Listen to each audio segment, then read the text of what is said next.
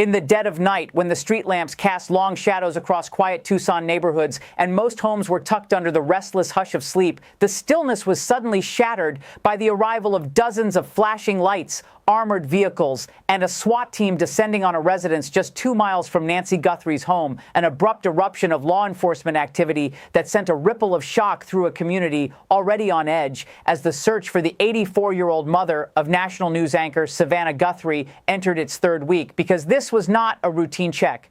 This was calculated, coordinated, and executed with the kind of precision that only comes when investigators believe they may be closing in on critical leads. And just as the first images of uniformed officers battering down doors circulated through social feeds, reports emerged that at least 3 people were detained in connection with the operation, an explosive development that thrust all the already emotionally fraught case into new terrain of speculation, tension, and hope that something tangible might finally be unfolding after days of uncertainty. What made the moment so gripping was the juxtaposition of controlled ferocity and procedural caution. Heavy vehicles lined the street, forensics units flanked every entrance, and yet, despite the intensity of the scene, law enforcement communicated there were no arrests being announced, no confirmed suspects identified, and that those detained, 2 individuals emerging from the home under the watchful gaze of deputies, and another during a separate traffic stop near the operation site, were being held for questioning as part of a broader investigation. A reminder that detention does not equal culpability, and that in complex missing person cases, every interaction must be measured against the weight of evidence rather than the immediacy of adrenaline. This is where the psyche of investigation intersects with narrative urgency, because the public rarely sees the meticulous choreography behind such operations. Investigators receive a tip, they craft a warrant, they assess probable cause, and they execute moves that are as much about gathering information as they are about preserving scene integrity. And while local media, television pundits, and online commentators churned out theories about breakthroughs, insiders on the scene were engaged in the slow, disciplined work of cataloging every footstep, every object in the residence, every digital signal that might align with the known timeline of Nancy's disappearance. From the chilling surveillance footage of a masked individual at her door to the unconfirmed DNA traces found at the property that did not belong to anyone close to her.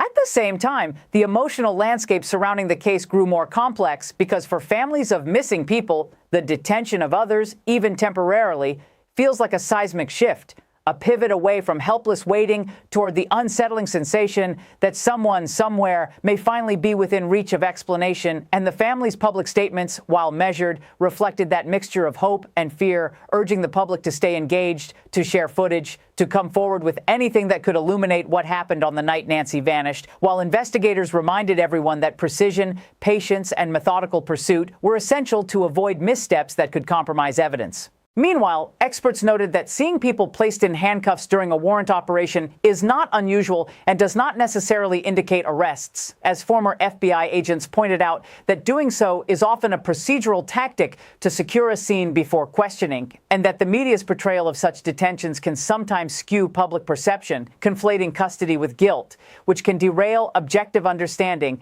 and invite premature judgment when the underlying facts remain unverified, a distinction that law enforcement was keen to emphasize as cameras swarmed the parking lot of a well-known fast food restaurant and captured the partial image of a man being led away. Despite the visual spectacle, authorities were quick to clarify that no charges had been filed and that none of the individuals detained remained in custody after the operation concluded. A statement that tempered public speculation but did little to cool the emotional heat surrounding the case, because in every high-profile disappearance, the absence of answers only amplifies every update, every hint of movement, every street blocked off by deputies, and every tow truck hauling away a vehicle under forensic scrutiny becomes part of a narrative tapestry woven from fragments of tension, curiosity, fear, and longing for resolution, resonating far beyond local neighborhoods into national conversation about safety, investigative rigor, and the fragile interplay between law enforcement strategy and public expectation. What this chapter of the Guthrie story highlights, perhaps more than anything, is the way in which investigations evolve through cycles of visible action and cautious explanation. Because while the dramatic dramatic image of people being detained makes headlines, the deeper, slower work, analyzing patterns, aligning timelines, consulting forensic labs, cross-referencing digital data with physical traces, and conducting interviews with precision is what ultimately creates the framework for understanding. And it is within that framework that authorities now operate, balancing the pressure of public attention with the procedural discipline required to transform uncertainty into verified knowledge, step by careful step. And in the end, the emotional weight of this moment, 3 people detained, a SWAT team in motion, forensic lights illuminating a quiet street, is not just about speculation or sensational detail, but about the deeper human instinct to find narrative in chaos, to search for answers in the midst of ambiguity, and to cling to even the smallest development as a sign of progress. Which is why, even as law enforcement urges caution and emphasizes that detentions are not arrests, the public continues to watch, to analyze, and to hope that this scene, dramatic, tense, and fraught with meaning, is not just another chapter of unanswered questions, but a step closer to truth, accountability, and the resolution that Nancy Guthrie's family and a watching nation so desperately seek. If part 1 was the explosion of flashing lights and tactical movement, then this next phase is something far more psychological. Because once the headlines settled and officials confirmed that none of the 3 individuals detained in the operation connected to the Nancy Guthrie remained in custody, the story shifted from visible drama to invisible strategy. And that shift is where the real tension lives, because the public often assumes that if someone is detained during a high-profile search, the case must be moments away from resolution. Yet investigators understand that detention can be a pressure point rather than a conclusion, a way to separate narratives, test alibis, observe reactions, and gather inconsistencies under controlled conditions. And in this case, what stands out is not only that 3 people were temporarily held for questioning, but that law enforcement executed a search warrant with such intensity, suggesting they believed there was enough probable cause to justify a large-scale tactical response, which means this operation likely followed days, if not weeks, of background work involving surveillance reviews, digital trace analysis, tip evaluations, and quiet coordination between agencies before that first door was breached. Behind every such operation is a calculated gamble. Investigators must believe that what they might uncover outweighs the risks of public escalation, because once a SWAT team mobilizes in a nationally watched disappearance, expectations surge instantly. And when no immediate arrests follow, skepticism can creep in just as quickly. Yet professionals know that complex cases rarely resolve in a single dramatic sweep, instead unfolding through incremental clarifications. Confirming what is not relevant can be as important as discovering what is. Ruling out individuals strengthens the evidentiary net just as much as narrowing it, and sometimes detentions serve to eliminate possibilities rather than cement guilt, which may explain the careful language used afterward, emphasizing ongoing inquiry rather than breakthrough claims. What also deserves scrutiny is the human dynamic inside those questioning rooms, because when individuals are detained during a high-visibility investigation, the psychological environment becomes intense. Even if someone has no involvement, the weight of suspicion, the glare of cameras, and the knowledge that the case carries national attention can alter tone, posture, and response cadence. And trained interviewers are acutely aware of that, watching not only words, but micro-reactions, pauses that last half a second too long, details offered too quickly, corrections made instinctively, none of which are proof on their own, but together can shape investigative direction. And if the goal was to test consistency across multiple individuals simultaneously, then detaining 3 people during a coordinated action makes tactical sense, allowing timelines to be cross-referenced in real time without advance warning.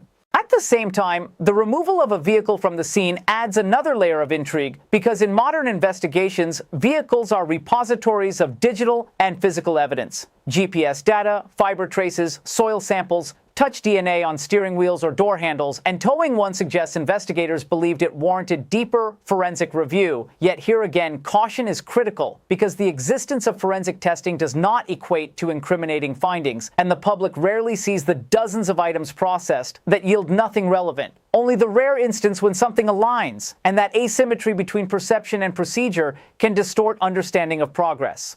There There is also the broader question of timing. Why now? After weeks of searching, would such a decisive operation occur? And the answer may lie in cumulative data reaching a threshold, perhaps a tip corroborated by digital mapping, perhaps surveillance footage reanalyzed with enhanced clarity, perhaps an anomaly in phone location pings intersecting with a known timeline. Investigations are rarely linear, often looping back on themselves as new technology or fresh perspectives illuminate overlooked connections. And when enough threads begin pointing toward a single node, authorities act swiftly to preserve evidence before it can be altered or destroyed, which could explain the urgency witnessed that night. From a narrative standpoint, this stage is both frustrating and fascinating because we stand at a crossroads between visible action and invisible verification, where the emotional instinct is to demand immediate answers while the investigative reality requires controlled patience. And my analytical view is that the absence of immediate arrests does not signal failure, but discipline. It indicates that law enforcement is resisting the pressure to convert detention into declaration without substantiated proof, and in high-profile cases especially, that restraint can determine whether justice, if achieved, withstands scrutiny later in court. Ultimately, this part of the story underscores a deeper truth about public investigations. Momentum is not always loud. Sometimes it is procedural, incremental, and deliberately quiet. And while the sight of 3 people detained created a surge of hope and speculation, the real measure of progress will be found not in headlines, but in evidence alignment. Digital, forensic, testimonial, stacked carefully until a coherent picture emerges. And whether that picture points toward accountability or redirects entirely, one thing is clear. The investigation surrounding Nancy Guthrie has entered a phase where strategic precision matters more than spectacle. And the next move, whatever it may be, will likely unfold not under flashing lights, but behind closed doors, where facts, not frenzy, determine the path forward. What makes this phase of the investigation even more compelling is the silence that followed the spectacle, because after the armored vehicles cleared and the last evidence markers were packed away, there was no triumphant press conference, no declaration of suspects, no dramatic reveal, only the steady, deliberate cadence of officials repeating that the inquiry remains active and that silence can be more telling than noise, especially in a case like the disappearance of Nancy Guthrie, where every development carries emotional gravity and national visibility due to her connection to a prominent media family. And in that vacuum of definitive answers, observers begin to analyze not just what law enforcement says, but how they say it. The pauses between statements, the emphasis on detained, not arrested, the reminder that questioning does not equal charges, and those linguistic choices matter because they signal restraint, caution, and perhaps the recognition that the evidentiary puzzle is still incomplete. From an investigative standpoint, the aftermath of detentions can be just as critical as the operation itself, because once individuals are questioned, their accounts must be cross-checked against digital timelines, surveillance data, and forensic results, and that comparison phase is where cases either accelerate or recalibrate. Inconsistencies can trigger follow-up interviews, corroborations can eliminate suspicions, and sometimes entirely new names surface during questioning, redirecting attention in ways the public never sees, which means the visible drama of that night may have been only the opening act to a far more intricate behind-the-scenes evaluation now unfolding in offices lined with case files, data screens glowing with geolocation maps, and analysts replaying footage frame by frame, searching for alignment. There is also the matter of community psychology, because high-profile operations alter the emotional temperature of a neighborhood. And when residents witness a SWAT presence so close to where Nancy was last seen, it forces a collective reckoning with vulnerability, the unsettling thought that whatever happened did not occur in some distant, abstract space, but within familiar streets, and that awareness can prompt new witnesses to come forward, sometimes days later, as memories resurface under the weight of fresh context. A vehicle noticed at an unusual hour, a sound dismissed at the time but now reconsidered, and in many cases, such secondary waves of tips become pivotal precisely because the public's perception shifts after visible law enforcement action. At the same time, media amplification adds another layer of complexity, because once footage of detention circulates widely, speculation accelerates faster than verification, and investigators must work not only against the clock, but against narrative momentum, ensuring that public interpretation does not contaminate witness testimony or pressure potential persons of interest into defensive silence.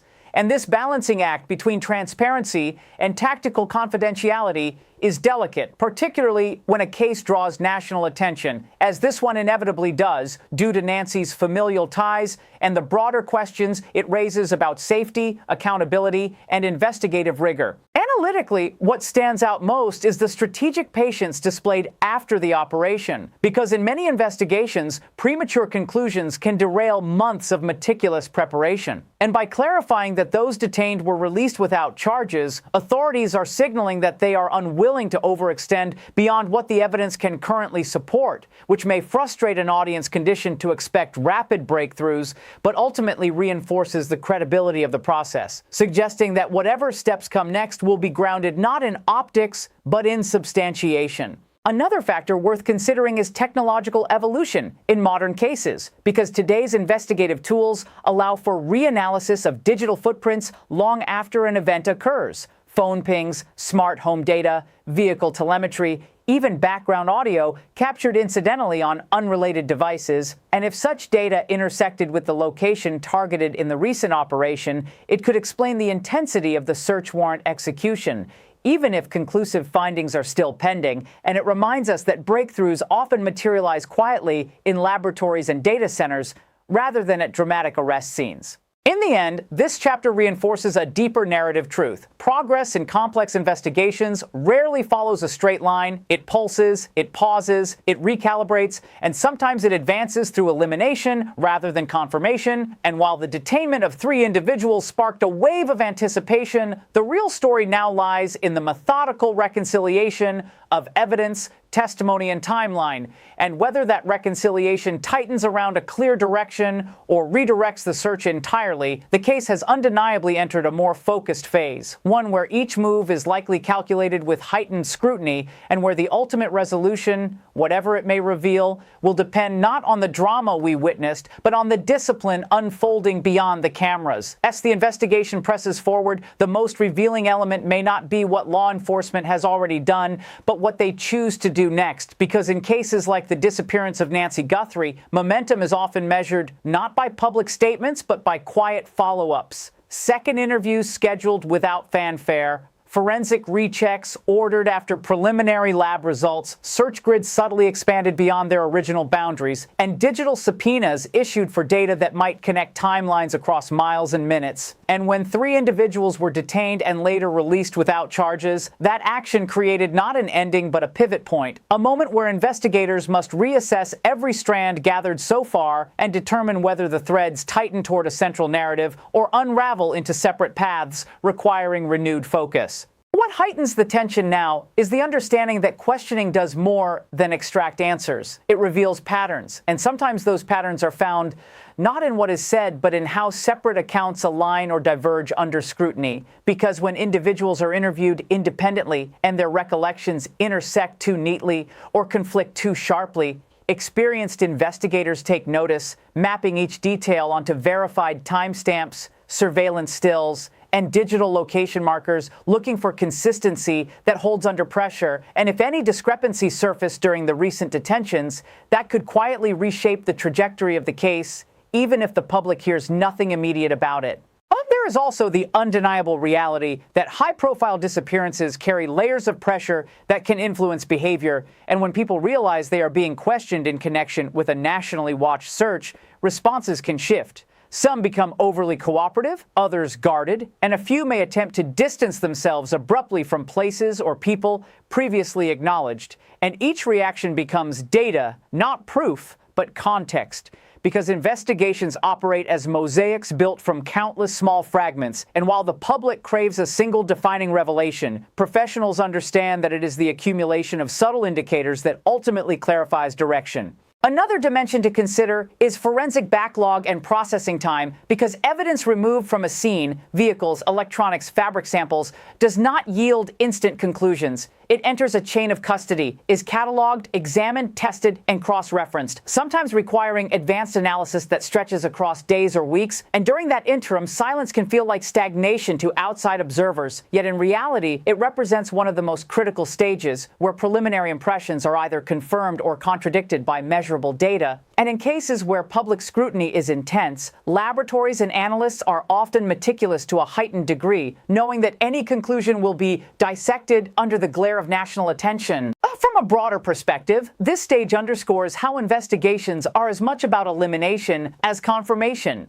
because ruling out individuals after thorough questioning narrows the field and strengthens the remaining focus. And if the 3 people detained have indeed been cleared, that clarity itself sharpens the inquiry, allowing resources to concentrate elsewhere, perhaps on digital leads not yet disclosed or on geographic zones previously deemed peripheral. And that recalibration, though less dramatic than flashing lights, can be pivotal in steering a case toward resolution. Emotionally, for the family and for those watching closely, this period can be the most challenging because visible action raises hope, and the absence of immediate charges can feel like a retreat. Yet patience in this context is not passivity, it is strategy. It is the refusal to move prematurely without evidentiary solidity. And if history has shown anything about complex cases, it is that disciplined pacing often determines whether eventual outcomes hold up under scrutiny or collapse under haste. Ultimately, part 4 of this unfolding narrative is defined by restraint and recalculation, by the understanding that the detention of 3 individuals was a moment of intensity, but not necessarily culmination. And as investigators continue reconciling testimony, forensics, and digital mapping, the path ahead may become clearer in increments rather than explosions. And whether that clarity points toward accountability, redirection, or an entirely new development, one truth remains constant. Progress in the Nancy Guthrie investigation will be measured not by spectacle, but by the quiet alignment of facts that either converge into certainty or compel the search to evolve once again. And it is within that measured evolution that the next decisive chapter will likely emerge. Part 5.